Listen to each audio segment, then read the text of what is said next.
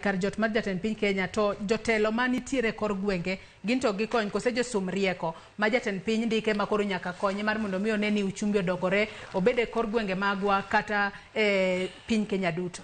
One, isewinjo ka ingeni an chairman mar Ramogi professional caucus. Isewinjo ka professional caucus watemo push for improvement mar telo mathurwa, even at the county level, the lower level. But even as we do that, wangeo ni sirikal ema dongo gi almost 85% mar revenue marwa. Manyiso ni decision mobedo made at the national level bro affect development even at the local level.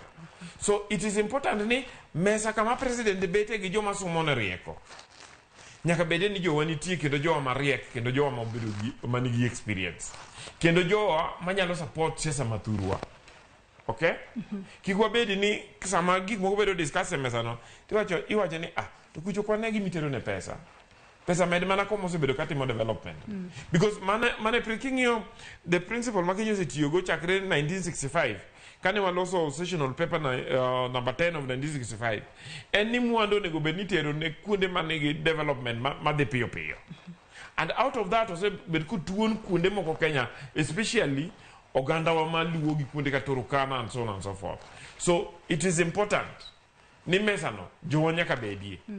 And mano en gima kwayo Jowa ni kik Jowa join any bandwagon.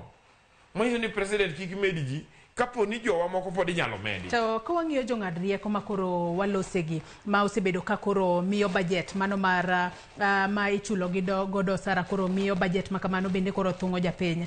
To bende king'iyogi ang'eni in bende nitiere isebedo kitiyo machiegni kod sirikal. Bende gin jogo madire gintiere kod lony kuonde moketgi kaka jong'ad rieko makoro yango nowinjo bed ni chulogi kaka ichulo mago jogoro mago jotend migepe sirikal mamalo. Nikech kaluwore kod kata gino mane owacho odiochieng' manyoro kod kato olemetito wacho ni gintiere rang'iny achiel kod jotend migepe sirikal mamalo.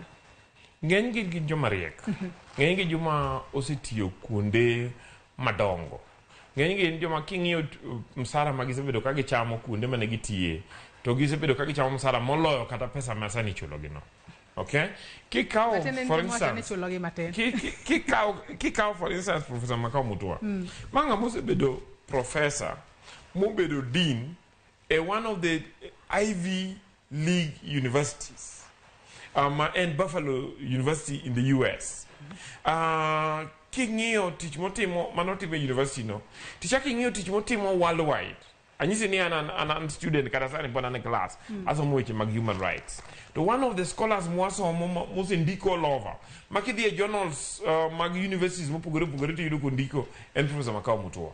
Mano ng'ama ok inyal mesha msache gi msara mar PS kata CS oingo. Okay? King'iyo engineer Sylvester Kasuku nyoche komi PhD mar engineering. Engineer Sylvester Kasuku en gine joma notimo wach mar project mar dongo kundu en jandara ma gine coast kadhi nyaka Ethiopia cha. Gine joma no o design infrastructure ma dongo ma Kenya gi. Mano en ng'ama kata World Bank kata pinje moko ne nyaka mondo dhi oti tujgi mi nya chul pesa mang'eny. Okay? Pesa mineno kichulo jogeni. And for a long time as a consultancy. And pesa my consultancy inyalo loso twice as much in a month. So for a senior person like that, it is important ni mondo. Okay? And therefore, aneno ka ng'eny gi gin joma kelo experience, gin joma kelo skills ma okaneni pesa no ng'eny ahinya. Okay? So adwaro kwayo ni kata kwa wacho ni koro romo. To wawach ni okoromo kwa se make sure ni Jowa be nie iye kanyo.